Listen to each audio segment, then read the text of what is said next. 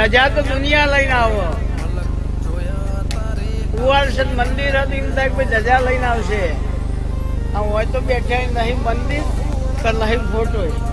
પણ ભીખા નારાયણ ગમે તો પલોઠી વાળ કદાચ ગિરનારના જંગલમાં જતો રહે અને કચ્છના રણમાં જતો રહે પલોઠી વાળ એ ભેળો ના ભરું તો મારું નામ માતા ના કહેવાય. કારણ ખાધ્યું નહીં ખવડાવ્યું છે.